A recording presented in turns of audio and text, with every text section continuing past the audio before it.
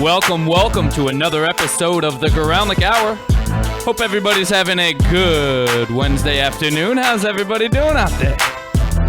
Feel free to hit me up on Twitter at Brian Goralnik, BrianGoralnik. Or maybe check my Facebook out.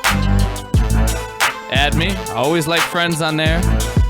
And the easiest way to find me, just go to my website, goralnik.webs.com. That is the easiest way, folks. There's a little tab right on the home page.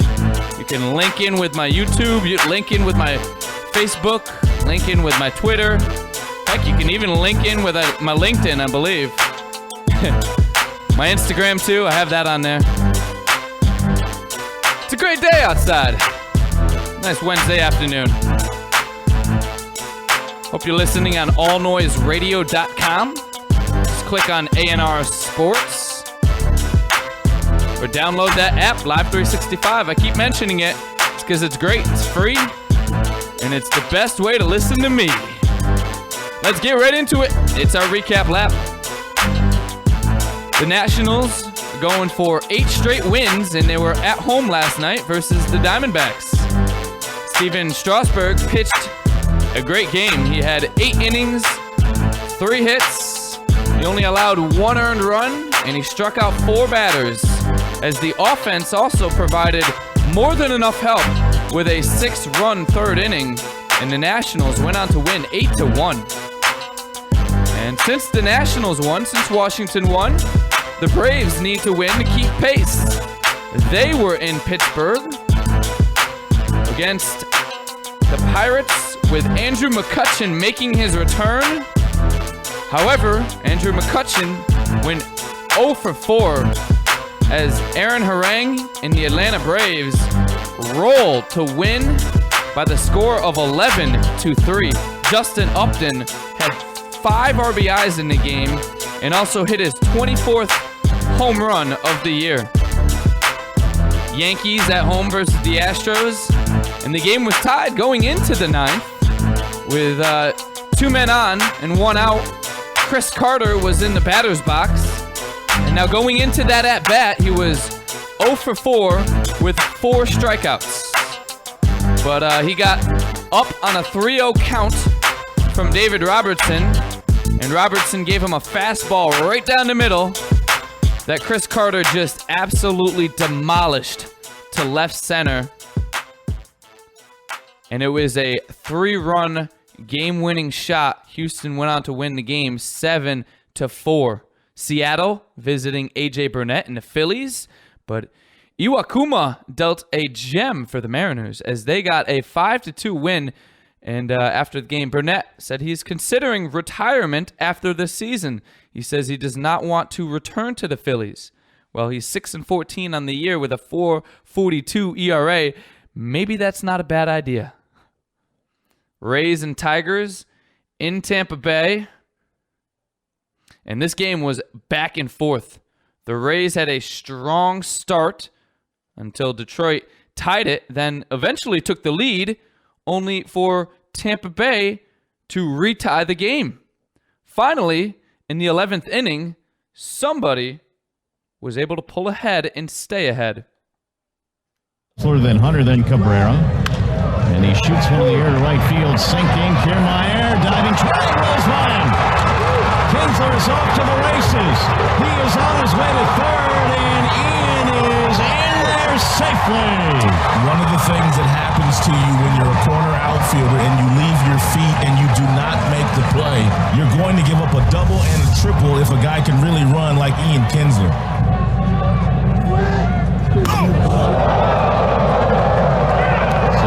Take his base. So here comes ball 4, and that will load the bases. And it's going to bring up Victor Martinez. He walked in a run, and the Tigers have taken a 6-5 lead. 9th walk of the game issued by Rays pitching today. Here's Joe Madden. And Balfour is not going to survive another hitter. He will face 4 batters, walk 3 of them, 1 intentionally, and he's given up a triple. And Silva will take over now. That's going to get away from Molina, and that'll score a run. Hunter comes in standing up. 7-5 Tigers. Molina got lazy there and didn't get over and get his body in front to block that ball. Simply went back and tried to backhand it and couldn't help his pitcher out. And he lost it, ball 4. The walks are piling up now. 10 of them. 4 in this inning. The 0-1. High fly ball. Center field. Jennings measuring it. Cabrera tagging. Catch is made. Miggy will come in to score. Sacrifice fly. Big run there as Halladay knocks one in. So Detroit scores 3 runs in the top of the 11th inning, and they go on to win the game by the score of 8-6. Tampa Bay did get 1 run in the bottom of that inning, but it was not enough to tie the game. Not enough. The Los Angeles Angels of Anaheim were visiting the Red Sox in Boston, and it was a close one. The Angels get the win, but they certainly did not make it look easy. It was tied going into the top of the 9th, and Chris Iannetta doubled off of Koji Uehara, and Koji takes the loss in the game as the double scored the winning run, and the Angels win the game 4-3. David Ortiz hit his 29th home run of the year in the losing effort. It took 10 innings in Miami, but eventually Giancarlo Stanton sent the fans home happy with a 4-3 win over the Texas Rangers. It was a walk-off single. It was also rainy and wet in Chicago, where the Giants and Ryan Vogelsong lost a tough one to the Cubs. Anthony Rizzo crushed his 29th home run of the year, which was a 2-run shot in the first inning. And shortly after that, the rain came so hard that the game was called in the middle of the 5th inning. They played 4.5, but the Cubs had a 2-run lead, and they were fortunately playing at home, and they get a 2-0 victory over the San Francisco Giants. Chicago's other team was at home as well, but they didn't fare as well. Chris Tillman and the AL East leading Orioles beat the White Sox 5-1. The Twins got off to a strong start at home versus the Indians, but Cleveland had too much time to make up the deficit. Eventually they did, and the Indians went on to win 7-5. Toronto has not been very good as of late, and it doesn't get any easier playing in Milwaukee. Mike Fiers shut down the Blue Jays, and the Brewers rolled 6-1. The Reds and the Cardinals face off, and what a wild finish this game had. It was incredible. It was tied going in to the bottom of the 9th, and then this happened with bases loaded. Right here.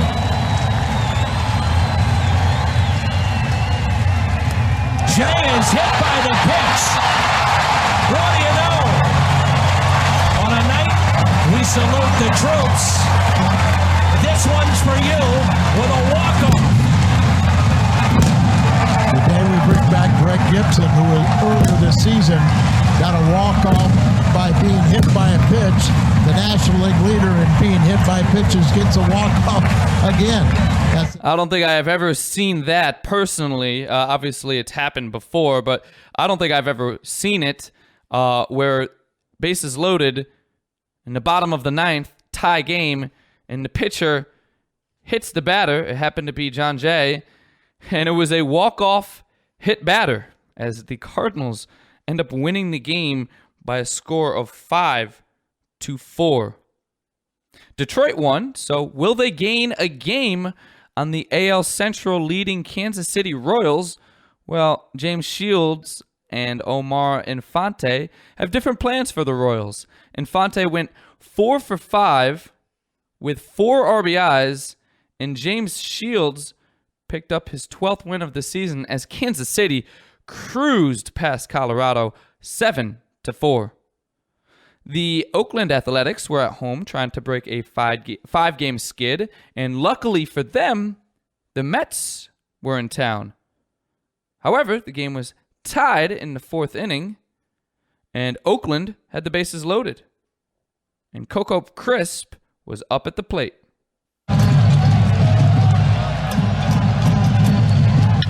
There's a shot, right field corner, fair. This could clear him. 1 run scores. 2 runs score. Sogard will score. Coco clears him with a triple. A bases clearing triple for Coco Crisp. And Scott Kazmir, pitching for the Athletics, he stayed strong in the game. And the A's, they break that 5-game skid. They get a win over the Mets, 6-2.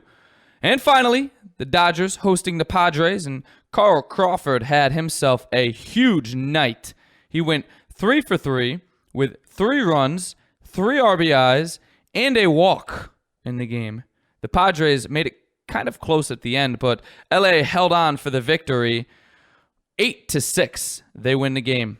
And that is it for the recap lap. Coming up in 2 minutes, what happened today in sports history. You're not going to want to miss it right here on the Goralnik Hour. Connecticut School of Broadcasting founder Dick Robinson. You know, the media business has changed a lot since we opened our doors in 1964. Now media content is everywhere, on air, online, on the go. More than ever, companies are looking for people to help drive this new media. At Connecticut School of Broadcasting, you'll get hands-on training on the latest software and equipment in a matter of months, not years. Connecticut School of Broadcasting has placed thousands of grads in broadcast media careers. It's all about versatility. You see, at a radio station, if you also know how to shoot, edit, and post videos, you become a pretty hot commodity. That's the training you get at Connecticut School of Broadcasting. Connecticut School of Broadcasting, with locations up and down the East Coast, from Massachusetts to Miami. Call 1-800-TV-RADIO or log on to GoCSB.com. Connecticut School of Broadcasting, the nation's oldest and largest group of broadcast media schools, redefining training in radio, TV, and new media. Get trained. Get connected. 1-800-TV-RADIO. You know, our jobs occupy more than half our waking hours. Shouldn't we be doing something we love? Call Connecticut School of Broadcasting at 1-800-TV-RADIO or log on to GoCSB.com. Since 1964, Connecticut School of Broadcasting, with a network of 12 campuses from Massachusetts to Miami, has helped place thousands of grads as DJs, sportscasters, entertainment reporters, behind the scenes in audio and video production, every aspect of the broadcast media. Connecticut School of Broadcasting has trained men and women of all ages and backgrounds in a matter of months, not years. Learn by doing from area radio and TV pros. Call 1-800-TV-RADIO or log on to GoCSB.com. Remember, it's never too late to love what you do. Day and evening classes begin soon. Get trained. Get connected now.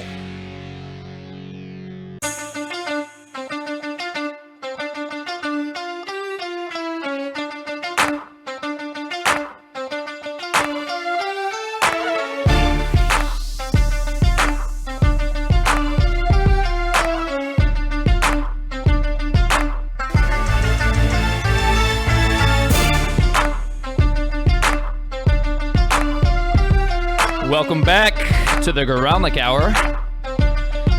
Hope everybody is having a good Wednesday afternoon. I know I am. Got big plans. I'm probably going golfing in a little bit. Curious if any of you guys want to golf. You have to hit me up on Facebook. You have to hit me up on Twitter. You got to do one or the other. And you can do both or either one. All from my website, goralnik.webs.com. Broadcasting live out of the Connecticut School of Broadcasting Studios here in Farmington, Connecticut, on All Noise Radio.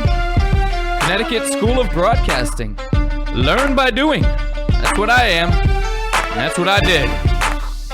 I'm a graduate. I'm living proof that it works. Let's get into it. Today in sports history, what happened?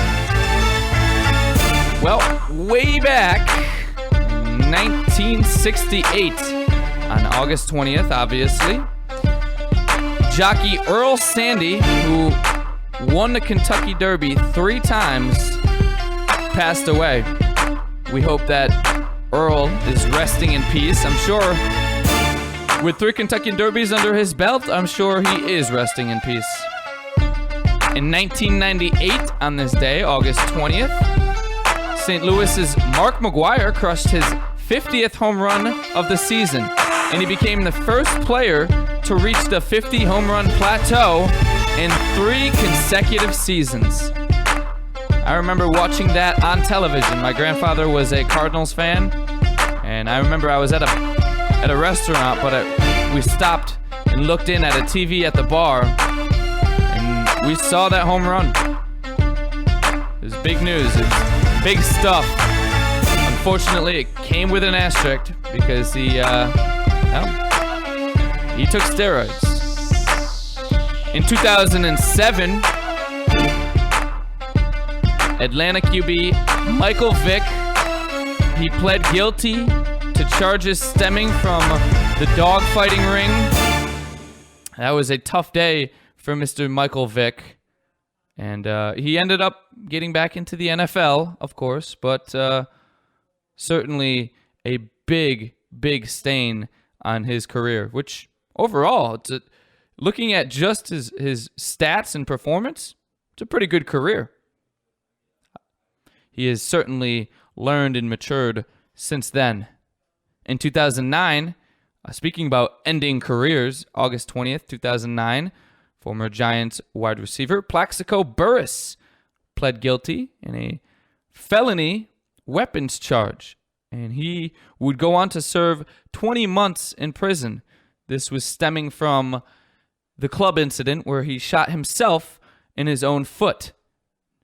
And I'm being serious. That was no pun. He actually shot himself in the foot. He also shot himself in the foot regarding his career. In 2009 as well, University of Memphis men's basketball program was forced to forfeit their record 38 wins and Final Four appearance that it recorded during the 2007-2008 season because the school used an ineligible player. Not a good day, August 20th, 2009, for Plaxico Burress and the University of Memphis basketball program. And 2012, a good day for women and golf all around. August 20th, 2012, Augusta National invited former Secretary of State Condoleezza Rice. I'm sorry, Condoleezza, or I'm sorry, Mrs. Rice, if I pronounced your first name wrong. It is very difficult. There's 2 E's, 2 Z's. My goodness. And also Darla Moore to become the first female members since the club was founded in 1932. Secretary of State Rice and Darla Moore, the first 2 female members at Augusta National. That is where the Masters are held, if you did not know. And that is the end of today's history lesson. Class is now dismissed. Coming right up after the break, our top story of the day. He said he was good to go. He was 100%. It's just part of the procedure. Well, now he is out for the rest of the season. How will this shake up the playoffs? And who am I talking about? Find out right here on the Goralnik Hour. Keep it locked. All Noise Radio. Powered by the Connecticut School of Broadcasting. All Noise Radio is an internet radio station that's fully produced by graduates of the Connecticut School of Broadcasting. From modern rock to old school hip hop, country to classical, news, talk, sports, and more. It's the noise you can't ignore. Log on to allnoiseradio.com. Fire up the station. Find out more about your favorite jocks. Get the latest CSB news and more. Plus, you can take All Noise Radio with you on the go for free. Just download the Live 365 app to your iPhone, iPod Touch, or BlackBerry and search All Noise Radio. Check out tomorrow's broadcasters today at allnoiseradio.com. Powered by the Connecticut School of Broadcasting.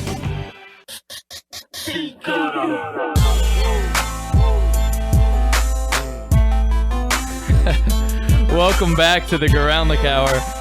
I'm laughing because of the fact that this song is called Shoulder Lean. And our top story of the day, we touched on it a bit yesterday. I said I would come back with it today once I heard exactly what's going on. Braxton Miller, Ohio State Buckeyes quarterback. He is out for the entire season. Adios, Braxton. And I'm laughing because he is out because he re-injured his surgically repaired right shoulder. He already injured his right shoulder. He had surgery on it, and then he re-injured it. It's just, I did not plan this. That's why I'm laughing. It's a funny coincidence that the song that is playing is Shoulder Lean. And maybe he leaned a little too much on his right shoulder. I don't know. But Braxton Miller is out for the season. Now, what does that mean?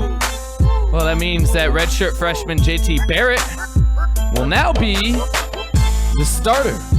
Obviously, when the Buckeyes open the season, but probably throughout the entire season. The Buckeyes open their season on August 30th against Navy. And it's at Baltimore, so they are on the road.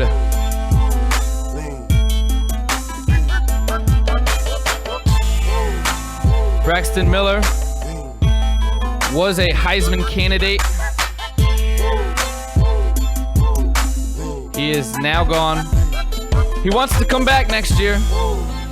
He intends to return to Columbus and finish out his last year of eligibility. He says, quote, "I love Ohio State and Buckeye Nation, and my goal is to come back from this injury stronger and better than ever." Well, he also said that he was 100% and he plans on opening the season, and that this is all just a part of the process. Yeah, does not appear to be that way. He continues to go on. He says, quote, "I am on course to graduate in December, and I want to attend graduate school and then return to lead the Buckeyes next season. In the meantime, I want to give all the support I can to my coaches and teammates as they chase a championship this season," end quote. Well said by Braxton Miller, and you like the sounds that he wants to go to graduate school because this shoulder injury could be a whole lot more serious. And I'm serious. I mean, if he already injured his throwing shoulder, okay, had surgery on it to fix it, and then before the season even began, he re-injured his shoulder enough so that he is out for the rest of the season. It is crazy. I mean, I don't know. Maybe you can continue to injure your throwing shoulder and it's not a big deal. But I can't imagine a pitcher in baseball would be able to continually come back from shoulder injuries.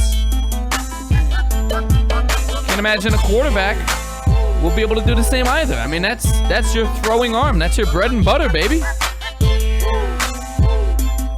The school said that the latest injury will require surgery, and I guess the report is that Miller has a torn labrum. So that is very tough. We will try to get on the break. I will try to connect with our doctor insider. He is a doctor, and he could probably shed some more light on this as far as what is Braxton Miller's future, and is it possible he can have a future with these injuries? We'll try to get Justin on the phone. Like I said, he's a doctor. He knows his stuff. But listen, Miller is missing out. He obviously wants to come back for grad school, but I'm sure he has other influences bringing him back to want to play. He holds 9 Ohio State records and is also within distance of breaking 8 other records. He's already a 2-time Big Ten MVP, and he was on pace to become just the 9th player in Division I history to rush for 40 touchdowns and pass for 40 touchdowns in a career. So that's impressive stuff by Braxton Miller. Surely he has to be more concerned about his future rather than the records, but I'm sure that that's also in his mind. Hey, I want to continue to play. I want to continue to make my name here at Ohio State, and I want to be a legend. I want to be a Buckeye legend. These injuries certainly do not help.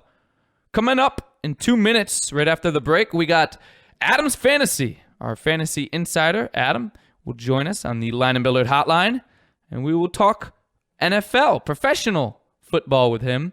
And as I said, I will try to connect with our doc, see if he can shed some more light on these injuries. I'm no doctor, so I don't know, but to me, having a professional career beyond this is not seeming all too optimistic for Braxton Miller, as reports are he is out for the rest of the season. Sorry, Braxton. Maybe next year. Keep it right here on the Goralnik Hour. You do not want to miss Adam's Fantasy. You know, our jobs occupy more than half our waking hours. Shouldn't we be doing something we love? Call Connecticut School of Broadcasting at 1-800-TV-RADIO or log on to GoCSB.com. Since 1964, Connecticut School of Broadcasting, with a network of 12 campuses from Massachusetts to Miami, has helped place thousands of grads as DJs, sportscasters, entertainment reporters, behind the scenes in audio and video production, every aspect of the broadcast media. Connecticut School of Broadcasting has trained men and women of all ages and backgrounds in a matter of months, not years. Learn by doing from area radio and TV pros. Call 1-800-TV-RADIO or log on to GoCSB.com.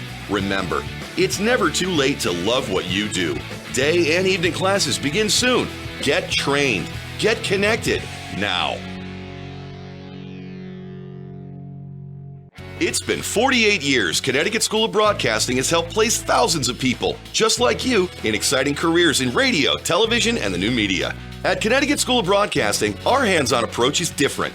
It's designed to have you spend less time in the classroom and more time in the studios. From the first day, you'll work with state-of-the-art equipment. Learn by doing from our team of industry professionals who come from their studios to ours. The best part about it, you'll learn it all in a matter of months, not years. Connecticut School of Broadcasting has a network of 12 campuses from Massachusetts to Miami. Remember, it's never too late to love what you do. So do what I did. Call 1-800-TV-RADIO. Step into the fast-paced world of the broadcast media. Day and evening classes begin soon. Connecticut School of Broadcasting. Get trained and get connected now. Call 1-800-TV-RADIO or log on to GoCSB.com.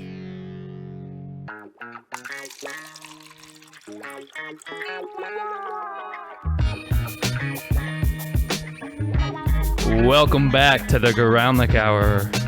Oh yeah, we're about to break it down right now, baby. Hey everybody, it's Brian Goralnik here on the Goralnik Hour. And like I said before break, we're coming back in with Adam's Fantasy. You do not want to miss this. We're starting something new. We started it yesterday. Adam is 1 for 1. It is Adam's Fantasy Trivia Question of the Day.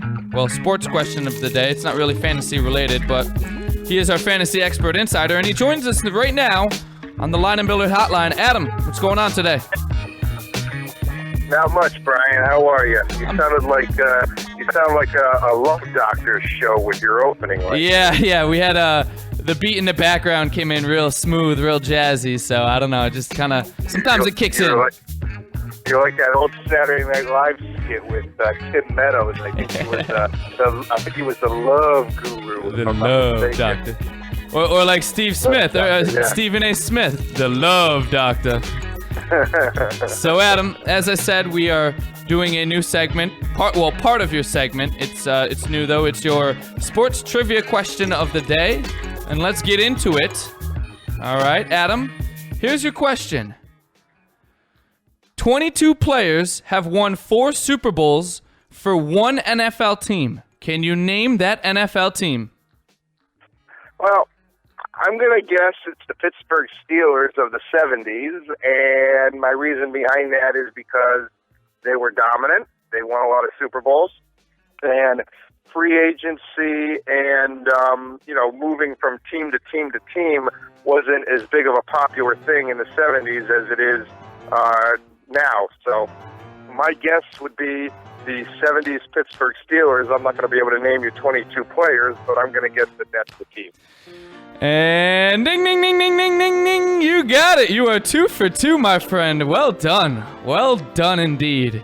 Yes, it was. Whoa, when do I get to go to the lightning round? We'll see. Apparently, I have to up my questions. I guess I'm making them too easy for you. That one was kind of it's a good question, don't get me wrong, it's a good question. I don't think that the average fan would be able to get it, but it was pretty easy. I didn't even really have to think about it much. So all right, well, listen, challenge accepted. Next time it will be much more difficult. Adam, Let's get right down to it. We're obviously talking running backs. Yesterday we did the AFC North. Let's jump into the NFC South today. Adam, right away, looking at this division, I don't see a ton of really good backs. In fact, the one that comes to my mind that could be the best back is probably the youngest back in the division. Who will be the best running back in the NFC South? Well, you are correct. It's a poor division for running backs. You got New Orleans, which doesn't really use a running back. They put the ball in the air most of the time. Obviously, they have Pierre Thomas. They still have Mark Ingram, which when they drafted him a few years ago, being a Heisman winner, I think that they hoped that he could have been the running back of the future for that team. He had one really good game on a Monday Night Football last year, but other than that, he hasn't really done much to showcase his efforts of being an elite back. Then you got Carolina, which it seems like for the last couple of years has just gone with this duo tandem of Jonathan Stewart and D'Angelo Williams. They add Mike Tolbert in a little bit every now and then, especially on the goal line. But we all know that the best running back on that team is their quarterback, Cam Newton. Then you got the Atlanta Falcons, who tried bringing in the veteran Steven Jackson last year after they let Michael Turner go, and that failed. Steven got hurt, missed most of the season. They drafted a rookie this year to compete with Steven for that starting running back spot, and it's from everything I've read, it's a pretty close race between the two of them as to who might get the nod. And then you got Tampa Bay, and you got Doug Martin. And 2 years ago, Doug Martin made headlines like, "Wow, this guy's a hell of a player." And like a lot of running backs last year, you drafted him early in your draft, and he fell completely on his face. He had injury problems, never really got it going, and missed most of the season. From everything I hear, he's healthy, he's back, he's ready to go. He's playing in a Lovie Smith offense, which, as we know, usually involves a lot of the running. If you remember back from Lovie's days being the Bears head coach, they loved using the running back, especially Matt Forte. So I expect Doug Martin, if he's back and he's healthy, Doug Martin probably has the potential of being the best running back in this division. Yeah, no question. I was thinking Doug Martin as well. But if Doug Martin doesn't have a great year, then the best running back in this division might be the quarterback of the Carolina Panthers and Cam Newton. It's very possible. Cam Newton certainly has legs, and he's going to need to do a lot of things for that just wasteland of an offense. I don't know who else on Carolina could support that offense. You mentioned, obviously, the rookie in Steven Jackson fighting in Atlanta. What does that mean for Jacquizz Rodgers? Because he's kind of been in and out. He had a few breakout games, a couple years ago. He had more of an opportunity last year and did nothing with it. Is he even worth a fantasy draft pick? Well, I think that the Atlanta Falcons would be kind of foolish if they gave up on Jacquizz Rodgers right now because of the fact, like you said, he did have a couple of very good games in the past. We all know that Steven Jackson is on his last leg. I mean, this could be his final season in the National Football League. You're talking about a guy who's been running now for well over a decade. When they signed him because they thought that they were a Super Bowl team. It's pretty much the same reason why Tony Gonzalez re-signed with them last year for one more year. Atlanta thought that they were a Super Bowl team last year. Turned out they weren't. So, now you got to think that they might phase out Steven Jackson a little bit, knowing that, he's not the future of this team. The future of this team is the rookie they drafted and Jacquizz Rodgers. So, you would think that more or less that they would be the more focal point of the running. But Steven Jackson's going to get his chance, and he is the veteran, and he has the experience, and if he plays well, he's going to get a majority of the carries. What do you make of Bobby Rainey this year? Is he going to be all right? Obviously, Doug Martin is controlling the backfield in Tampa Bay, but Bobby Rainey has shown some promise. And is he a good handcuff, or is he just not going to make any noise? I think Bobby Rainey is a very good handcuff to have, especially knowing that Doug Martin last year had a full year, mostly due to injury. So if he was injury plagued last year, there's no reason to think that he could, again, suffer some injuries this year. Bobby Rainey came in last year. He had some great games. He had some good moments. The Buccaneers just were not a very good team last year. They weren't happy with their head coach. They had no, they lacked leadership. I think with Lovey coming in and the whole new coaching staff, I think the attitude in Tampa Bay is going to change. I expect them to be a better team this year, but definitely Bobby Rainey is an important piece to have on your fantasy team, especially if you do draft Doug Martin. Now, you mentioned Mark Ingram. He did have a very good game on a Monday night last year. He also had a few good outings in the preseason thus far this year.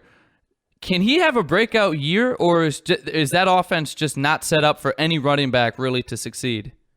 I think that the talent is there. I mean, anybody who remembers watching him at Alabama when he was playing collegiate football knows that the talent is there. I think you pretty much got it right. Is that the Sean Payton offense, the New Orleans Saints offense, is not geared necessarily to a running back of Mark Ingram's style. Mark Ingram is a power running back. He likes to get the ball handed off to him. He likes to, bust it up the middle. He likes to try to break it out to the side a little bit. The focal points of this offense the last couple of years has been more Darren Sproles and Pierre Thomas, who like to come out of the backfield, can catch the ball out of the backfield and make plays. They only hand the ball off maybe 15, 17 times a game. And obviously there was, Darren Sproles was there getting some of the carries. Pierre Thomas was there getting some of the carries. They had a couple of other guys over the last few years. So I think more or less Mark Ingram kind of fell, off the map or whatever, and just, was more or less the forgotten man. But if they utilize him and they utilize him in the proper way, yeah, I definitely think, especially the Saints, they have a very, very good offensive line. I mean, Drew Brees, it gets protected very well. He's not one of the more quarterbacks getting sacked a lot. So with that good offensive line and the knowledge that the Saints like to throw the ball, so that the defensive coverage is going to be concentrating more on the wide receivers and the tight ends, especially Jimmy Graham and Marcus Colston, you would think that the Saints would be able to utilize a good running game, knowing that they're going to have a lot of, not as many defensive players on the line. And Adam, last question here. No question they have the potential of being a good division, but it's always been said that, the running game sets up the pass. Looking at this division and looking at the running backs, is this the worst division that you look at as in terms of rushing yards? It's going to be tough to get rushing yards in this division, yeah. But I don't know if it's the worst. I'd have to break that down. I mean, I'd have to go through division by division and look. Put it this way, it's not the greatest division for running backs. If you go by the fantasy numbers and you look at the running backs in this division, most of them are being drafted, between the 4th and 5th round, and they're some of the last running backs being drafted. I mean, there's probably even a couple of backups being drafted on other teams before guys like D'Angelo Williams and Jonathan Stewart are being drafted. But, the bottom line is if you have a starting running back on your fantasy team, that makes you better than anybody else because they're few and far to come by. So if you're in the 5th or 6th round and running backs are running short and these guys are still out there, you got to grab them. You got to grab them. You may not have the best numbers with them. You may have a game where it's like, oh my God, he did great, and then the following game you're like, what happened? But that's what you're going to get when you're talking the running backs from this division. With the exception potentially of Doug Martin. Doug Martin is the one guy who, if he returns to form like he was a couple years ago, will have 1,500 yards and could potentially have 10, 12 touchdowns. He's the one guy. Other than that, it is a tough division for running backs. Yes. All right, Adam. Well said. And now it's time for your final thought of the day. The stage is yours. Well, just as obviously we've been talking pro football, Brian, the last few weeks, but hard to believe college football gets underway a little over a week, and the start of a new era in college football. For the first time in the history of college football, we will have a playoff, and 4 teams will represent it. 1 will play 4, 2 will play 3, and the winners of those matchups will square off to decide who is the best college football team. And I think it's a great thing that college football did. I say it's about time. I would love to see it expand even more.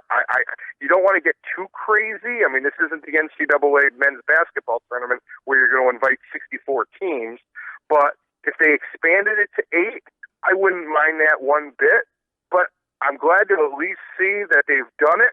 I'm glad to see that they're going to do it with 4 teams.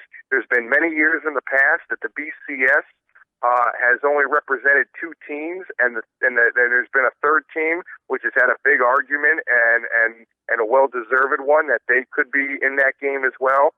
So we're going to have it this year. I'm looking forward to it. College football is great. And that's all I got for you today. It should be a very good season of college football for every team. Should be. Ohio State took a big loss yesterday. Braxton Miller. They did. They came into this season number 5.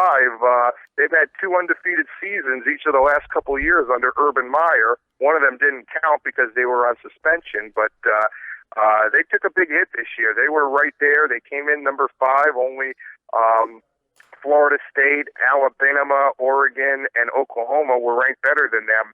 And now they're going to start a redshirt freshman, and that can't be good. They're lucky their first game is against Navy. They should still be able to win that game. But when they get to that Big Ten schedule and they got to start playing Michigan and Michigan State and Wisconsin and some of the other schools in the Big Ten, yep. they're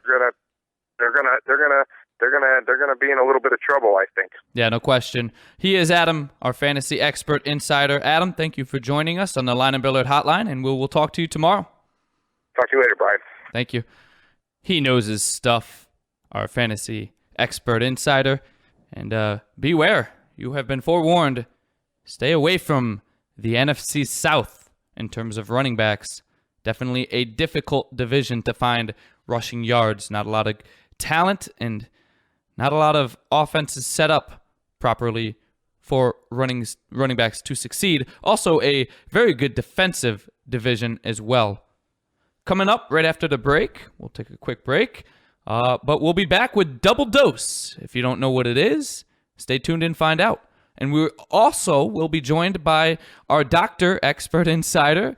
Justin's going to join us on the phone. He is a doctor, and he will try to shed some light on this Braxton Miller injury and what it means for his future. That's all here on the Goralnik Hour, coming up in 2 minutes. All Noise Radio. Powered by the Connecticut School of Broadcasting. All Noise Radio is an internet radio station that's fully produced by graduates of the Connecticut School of Broadcasting. From modern rock to old school hip hop, country to classical, news, talk, sports, and more. It's the noise you can't ignore. Log on to allnoiseradio.com. Fire up the station. Find out more about your favorite jocks. Get the latest CSB news and more.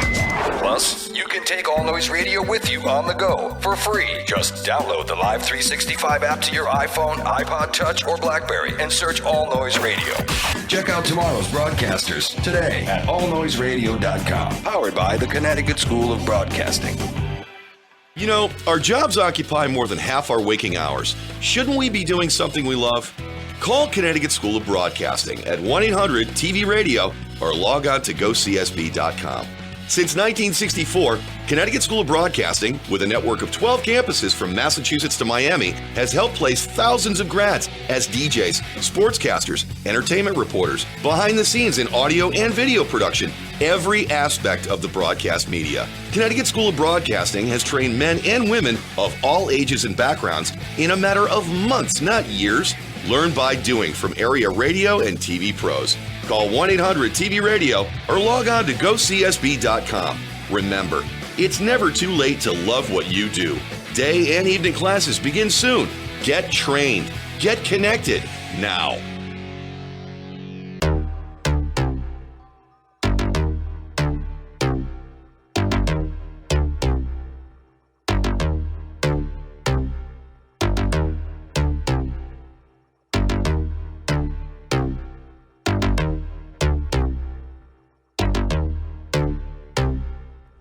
Welcome back to the Goralnik Hour.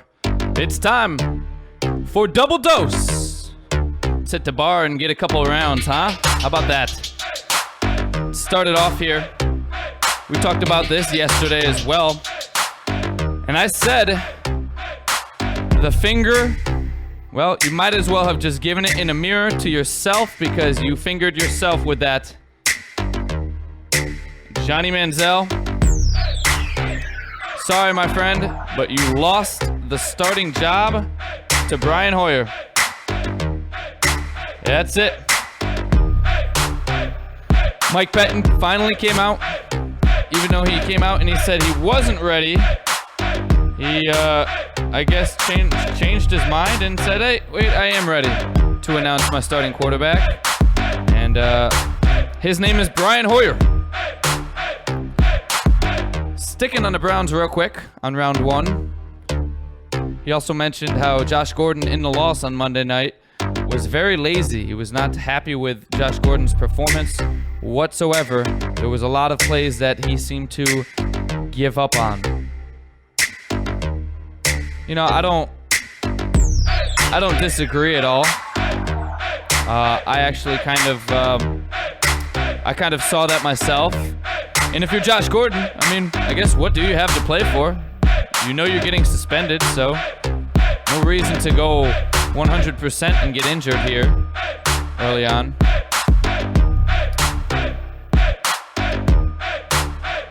But at the same time, it is a football team, it is your job, and that's what you're paid to do. Give it your all. That's it for round one. Round two. Mike Ditka, he came out and had some comments about the whole Redskins nickname issue. He said, quote, "What is all the stink over the Redskins name? It's so much horse blank. Horse bleepity bleep." He says, "It's incredible. It was said out of reverence, out of pride to the American Indians, even though it was called a redskin. What are you going to call them? A brown skin? This is so stupid, it's appalling. And I hope that owner keeps fighting for it and never changes." The owner being Dan Gilbert, of course. That was the end of the quote. Dan Gilbert is the owner, though, of course. And, listen, he has a point. The Redskins, they're not calling them the Redskins because they're degrading American Indians. If anything, they're honoring them. Because what do you think of when you think of a team mascot? You think of something that is strong, that is powerful, that is majestic, that is loyal, that is, you know, a lot of great qualities and traits. I mean, look at other mascots, all right? Just compare the Redskins to other mascots, even in the division. Eagles, Giants, Cowboys, even though they're outlaws, Cowboys with the star, you know, initially back in the day, Cowboys were sheriffs and you know, and just lone rangers that were the best Westerners there are. I mean, Cowboys were the best. They were big, tough, rugged men that all the ladies wanted. And, you wanted to be a cowboy back in the day. It's kind of changed now. If you're a cowboy, you're kind of an outlaw, a rebel. But it's supposed to be a compliment to whatever the mascot is. There are no mascot names that are bad, that are negative, because that just shows a negative perception of the franchise. Like even the Steelers, it's not Steelers with an A, it's Steelers with an E, because they took pride in their city. They were the Steel City. They are the Steel City, and that's what they took pride in. They're a blue-collar city, and they just named their football team after that because you take pride in what your football team is. You take pride in what your city is. It's not an offensive use of Redskins. Now, here's where I disagree. If there are Indians, American Indians, that are truly offended, then yes, the name needs to be changed. We can't have a team name, the Niagara Falls Negroes. That's not going to work. That's not going to fly. Even if it was already in place, it would need to change. But if it really is offensive, where the heck have you been the last 20, 30 years? Where have you been? Why just now are you coming out and getting all upset about this? It is ridiculous. It is pointless. And it just doesn't need to be. And finally, because I'm feeling generous, last round is on me. I just wanted to mention that the University of Maryland is now offering lifetime scholarships to all student athletes. So they can come back and get their degree, even if they choose to go pro, or if something other than that happens, they can always come back and finish their degree, which that is a great thing that the University of Maryland is doing. But we do have to finish up Double Dose because we are now joined by our doctor insider. His name is Justin. He joins us on the UConn Med School hotline. What's going on, Justin? Hello. What's going on? Hey, how are you, Brian? Good. How you doing? Doing well. Thanks for having me. Oh, well, thank you for joining me. I know it was kind of short notice, but obviously we just got the news this morning about Braxton Miller and the Ohio State Buckeyes quarterback, and that he is out for the season. And I was discussing it on the show. I got into the details of what he had. It was a torn labrum. It's his second surgery on his throwing arm. Now, I'm not a doctor, so I don't really know, but I can imagine that a professional career is really not looking good at this point with now 2 surgeries on your throwing arm. Is that the case? Yeah, I don't think that you can really jump to that conclusion just yet.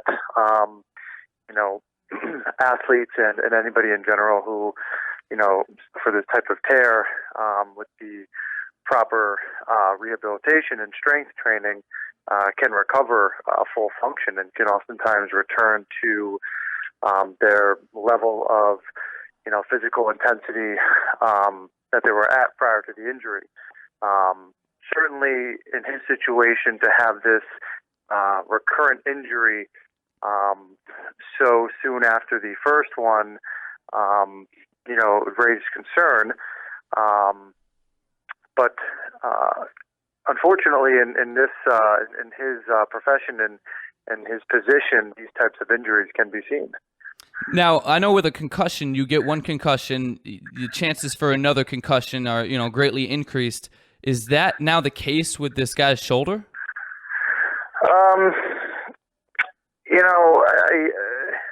It might be. If this was the first time happening, typically the recovery period is about 4 to 6 weeks after having the surgery performed to repair the tear in the labrum. And again, rigorous strength training. It's important not to re-injure the labrum during the recovery period. That can set them back quite a bit. But as I said before, typically these patients, recover well and they're able to return to the activity that they were at prior. With the recurrent injury, it's possible that,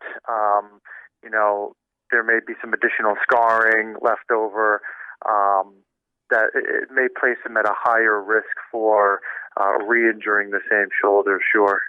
And then I guess final question here, just to help me out and some of our listeners out. What exactly is the labrum in your arm or shoulder?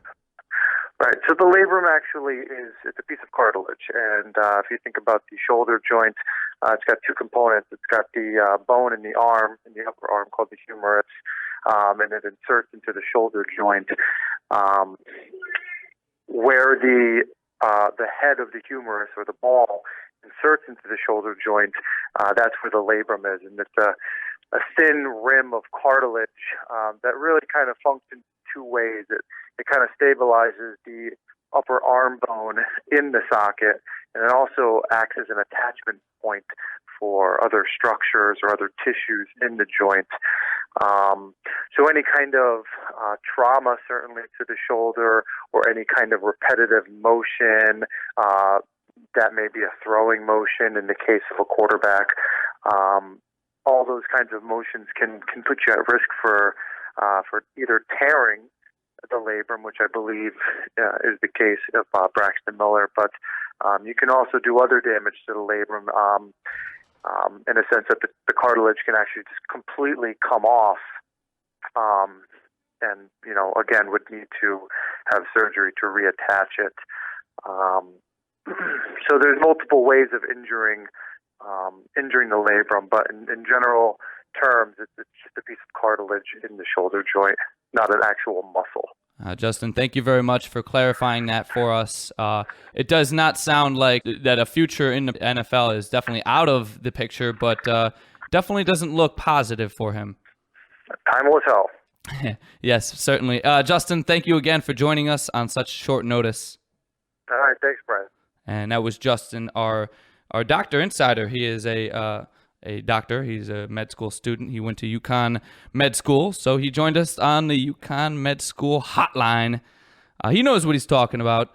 And yes, so apparently he will be able to come back. It's not out of the picture, but the more damage he continues to do to his shoulder, the lower his chance gets. I'm not a doctor, so kind of struggling on how to phrase this here, but that's why we connected with our Dr. Insider. And we are running out of time. We only have about a minute left. Can you believe it? Yes, we do the show here on the Goralnik Hour as usual. So let's get right into what to watch for tonight. A lot of good games, a lot of stuff going on in the baseball world.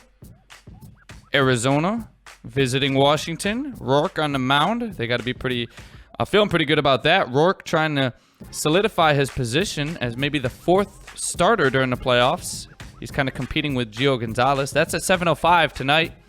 Toronto this afternoon. Toronto and Milwaukee are actually already underway. R.A. Dickey taking on Nelson, and Toronto needs to turn the end of their season around because they're not finishing strong at all. And then San Francisco playing Chicago. Jake Peavy on the mound. That's the only reason I mentioned that, because San Fran obviously interested on how Peavy will do. And then finally at 7:05 tonight, a big game for the Yankees as Michael Pineda makes his return. It's at home against Houston. They need him to get the job done. Pineda on the mound versus Feldman. Yankees lost last night to Houston. They need to turn it around. Ladies and gentlemen, I'm going to turn it around. I'll see you on Thursday afternoon, Thirsty Thursday. Hope you enjoy the rest of your Wednesday.